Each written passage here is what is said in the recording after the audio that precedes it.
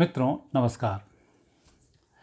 मित्रों, वो घड़ी आ चुकी है जिसका पूरी दुनिया बेसब्री से इंतज़ार कर रही है कि अब दुनिया में शांति कब आएगी, शांति कैसे स्थापित होगी। हमारे यहाँ तो एक बड़ी कहावत प्रचलित है, जो लगी हैं बीसा न रही हैं ईसा न रही हैं मूसा।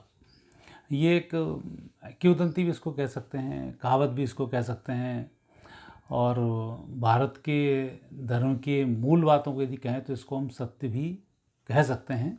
और ये सत्य अब होने वाला है, क्योंकि कई बातें तो ऐसी होती हैं जो उड़ती हैं लेकिन लोग उनको कहावत के रूप में रख देते हैं और मानते नहीं हैं।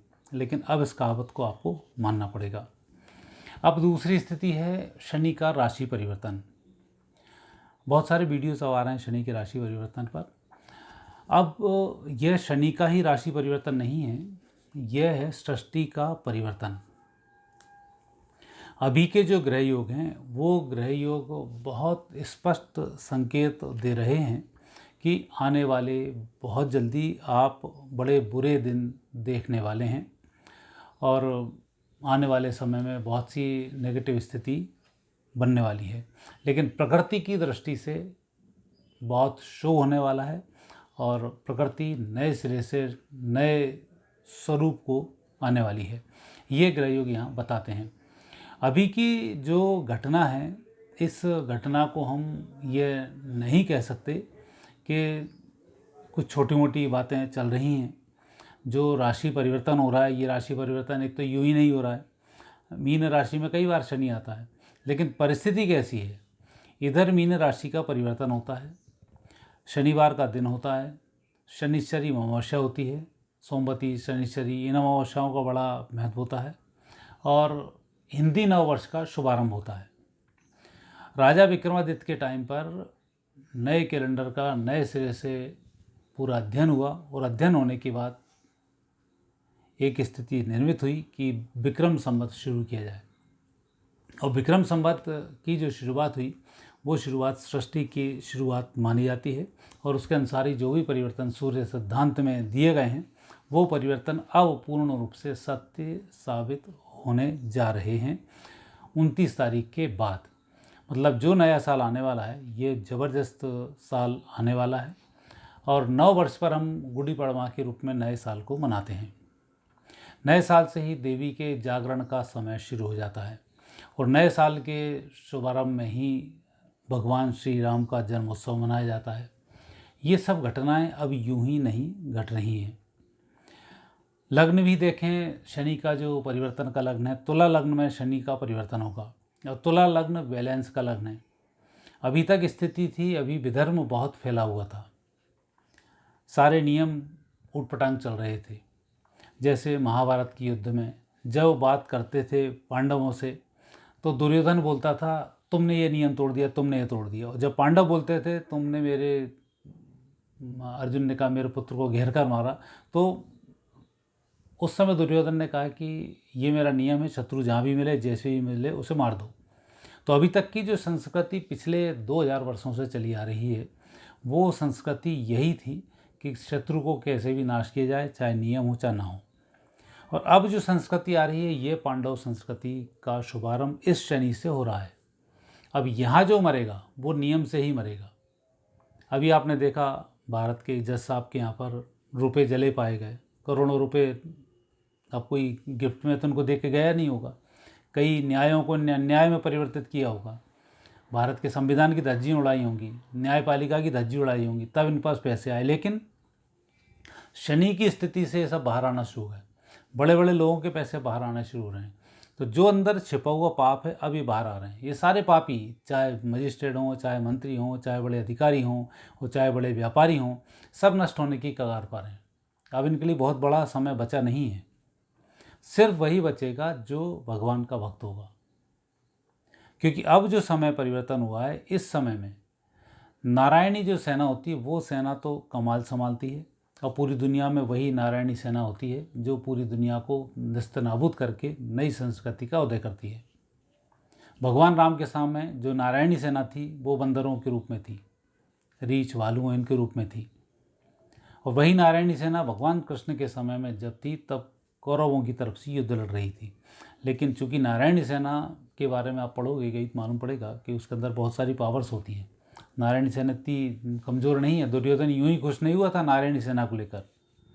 नारायणी सेना को कोई भेद नहीं पाता, भगवान के अलावा उनको कोई रोक नहीं पाता, और उसको लेकर दुर्योधन खुश हुआ था। तो अब जो नारायणी सेना है वो नारायणी सेना वापस 9 वर्ष से काम करना शुरू कर देगी। जितने अच्छे सैनिक हैं वो सब अब तैयार हो रहे हैं। अब इधर उधर नहीं है, वो अलग अलग राष्ट्रों के अलग अलग अपनी व्यवस्थाओं में वो लगे हुए हैं। और फिर इसके बाद वो भारत के साथ में आएंगे आने वाले समय में। तो अभी तो उसने इस प्रकार की कमान संभाली हुई है और इसमें अब वो आतताइयों का अंत करने वाली है। रूस यूक्रेन युद्ध, ये भी युद्ध बहुत भयंकर होने वाला है।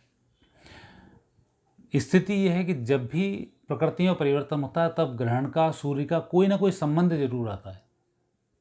चाहे भगवान राम के टाइम पर लक्ष्मण को शक्ति लगी हो और सूर्योदय हनुमान जी ने नहीं होने दिया हो, चाहे जयद्रथ वध के समय में भगवान कृष्ण ने जिस तरह से सूर्य को रोका और वहाँ पर एक ग्रहण पड़ा और ग्रहण पड़ने के बाद पांडवों का अंत शुरू हुआ, वही स्थिति इस ग्रहण के बाद होने वाली है।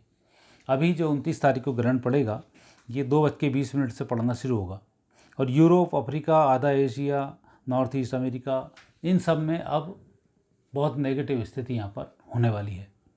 और दो कपट के लोग जो हैं वो अब लड़ना आपस में शुरू करेंगे। उनको अब धर्म का नाम तो नहीं देंगे, लेकिन क्योंकि मानसिकताएं गिरी हुई रहती हैं तो गिरी हुई मानसिकताओं की ये लड़ाई होने वाली है और अब इसमें दोनों का बहुत बुरा नाश होने वाला है। और कहावत जो मैंने पहले आपसे की वो भी अब सिद्ध होने वाली है। तो ये जो ग्रह योग चल रहे हैं ये ग्रह योग बड़ी विपरीत स्थिति को लाने वाले हैं। 9 वर्ष में जब शक्ति की आराधना का समय शुरू होगा और सनातनी लोग शक्ति की आराधना कर रहे होंगे, तब शक्ति देवी भैरवी अपनी नए सिरे से रचना कर रही होगी प्रभु के कहने पर। और जब रामनवमी आ रही होगी तब रामनवमी के दिन से हमारे सनातनियों में एक विशेष प्रकार का उत्साह देखने को मिलेगा। दुनिया के शेयर मार्केट धराशायी होंगे, भारत का शेयर मार्केट बढ़ेगा। दुनिया में भुखमरी फैलेगी, भारत में भुखमरी नहीं फैलेगी। क्यों? क्योंकि जब प्रकृति अपने आप को बैलेंस करती है और जब भगवान सत्ता को संभालते हैं तब सबसे पहले तो वो अपने निज जनों की रक्षा करना शुरू करते हैं। तो सनातन भगवान का निज धर्म है, अब इसकी रक्षा शुरू होने वाली है। और सनातन में कई प्रकार के दोष बन जाते हैं, कई परिस्थिति विपरीत बन जाती हैं, तब भगवान ही सनातन को, या जो लोग जैसे हनुमान जी भी हैं, भीम है, अर्जुन है, सब अपनी अपनी डींगे हाँक रहे थे। हनुमान जी ने कहा मैंने ऐसा किया, मैंने वैसा किया, तो उन्होंने हनुमान जी का घमंड तोड़ दिया। पांडवों का उन्होंने घमंड तोड़ दिया। तो उसी प्रकार से सनातनियों को भी अपने आप पर बहुत घमंड था कि हम बहुत कुछ करेंगे और हमारा धर्म ऐसा, हमारा धर्म वैसा।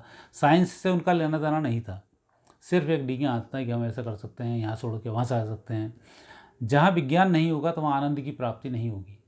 और अब विज्ञान सामने है, भारत की विधाएँ सामने हैं, अच्छे लोग सामने हैं, और अब स्थिति ये बनने वाली है कि जो भारत की जितनी भी छुपी हुई विधाएँ अब सब सामने आने वाली हैं और उसके माध्यम से अब तरक्की भी होने वाली है। तो जितना भी सनातनियों का घमंड था, भगवान ने पिछले 1-1.5 वर्ष में खूब ठुकाई करवाई और उसके बाद इस धर्म के लोगों का एक एक अहंकार को उन्होंने तोड़ दिया। अब नया सनातन नए रूप में आने वाला है, पुराने ढपोसले सब खत्म होने वाले हैं, कई सारे ज्योतिषी गायब होने वाले हैं, कई सारे योगी ध्यानी जो उठपटांग तरीके से लगे हुए हैं ये सब नष्ट होने वाले हैं, इनका समय खत्म।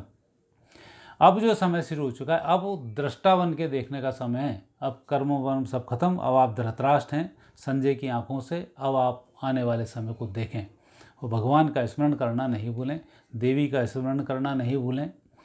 ये 2 अब सूत्र आपके लिए बचे हैं 4 साल के लिए।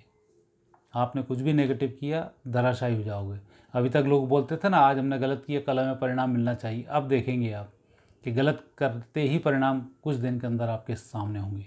और ये जो परिवर्तन हो रहा है ये परिवर्तन ज़बरदस्त परिवर्तन है। कई शहर के शहर तबाह हो जाएंगे, देश के देश तबाह हो जाएंगे। यहाँ पर प्रकृति भी अपना रूप धारण करेगी।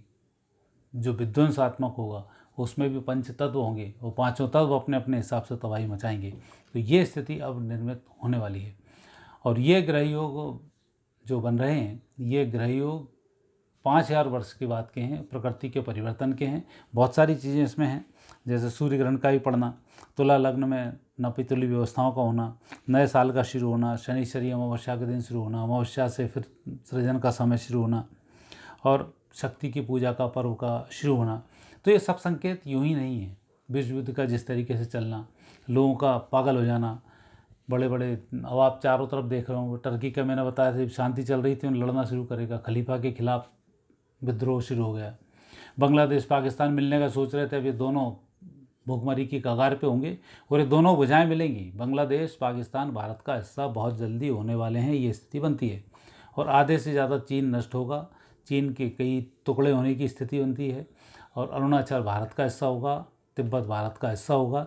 ये बहुत जल्दी अब आप देखने को आपको मिलने वाला है। उसमें अब लंबा समय बचा नहीं है, सिर्फ 3 साल के अंदर आप ये सारी चीज़ों को परिवर्तित होते हुए अपने आप देख लेंगे। खुद ही लड़ेंगे, खुद ही मरेंगे और खुद ही बोलेंगे भाई साहब हम आपके साथ आ रहे हैं। ये स्थिति यहाँ पर अब निर्मित होने वाली है। तो ग्रहयोगों का अब जो परिवर्तन हो रहा है, ये परिवर्तन ज़बरदस्त है। आप देखेंगे सनाते नहीं हैं तो आप खुश होंगे, क्योंकि जो देवी पूजा आपके यहाँ होती है, जो पूजन पाठ के तरीके की पद्धति, प्रार्थना पद्धतियाँ हैं, वो सनातन के अलावा दूसरी नहीं हैं, बाकी के धर्म भी नहीं है। ये एक तरीके से यूँ हम कह सकते हैं कि ये एक संप्रदाय है जो अपने अपने अनुसार, अपने अपने क्षेत्र की एक परिस्थिति के अनुसार चलते हैं।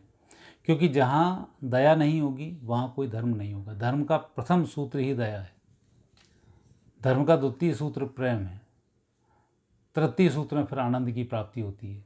तो इस प्रकार से जब चलेंगे तो उन सूत्रों को यदि कोई पिरो सकता है तो वो सिर्फ सनातन धर्म है। बाकी हर जितना भी संप्रदाय, सब अपने संप्रदाय में आ जाओ, मारो काटो लूटो पैसे लो, अन्न ले लो, विपरीत परिस्थिति में आ जाओ, उनको ठग लो, पर हमारे चीज़ को स्वीकार कर लो। पर सनातन कभी इस बात का जिक्र ही नहीं करता कि आप हमारे धर्म में कैसे आए। सनातन बात करता है मानवता की, मानवता के रूप में आप रहेंगे तो वही अब बच पाएंगे, और बाकी का तो भगवान ही मालिक है। आने वाला समय बहुत टफ अब होने वाला है। आप भी पूजन पाठ करें, नवरात्रि आ रही है और बढ़िया नवरात्रि पर वीडियो बनाऊंगा क्या क्या आपको उपाय करने हैं, क्या नहीं करने हैं, और आने वाले समय में कौन बचेगा कौन नहीं बचेगा, इन सब की हम आपसे चर्चा करते रहेंगे। तो अब मुझे आप आगे दीजिए, आने वाले समय में फिर नए विषय के साथ आपके सामने उपस्थित होऊंगा। नमस्कार।